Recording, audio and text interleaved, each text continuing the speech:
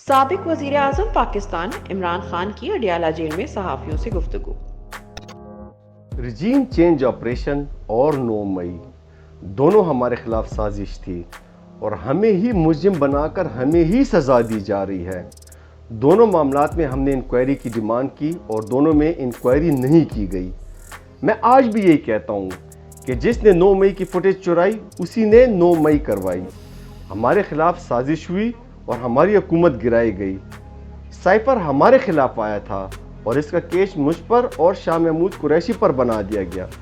اس سب کا ایک ہی مقصد ہے کہ مجھے ملٹری کی حراست میں لے لیا جائے۔ اس وقت پاکستان بنانا ریپبلک بن چکا ہے جہاں کوئی آئین اور قانون نہیں ہے۔ مہنگائی کا یہ حال ہے کہ عوام کا جینا مشکل ہو گیا ہے۔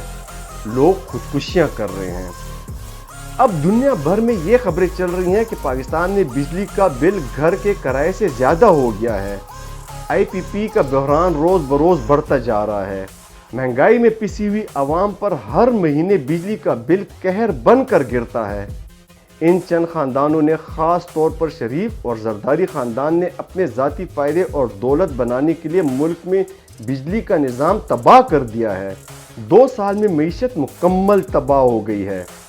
فیصل آباد میں فیکٹریاں بند ہو گئی ہیں اور یہ ان کی ساری توجہ تحریک انصاف اور مجھے کرش کرنے پر لگی ہوئی ہے۔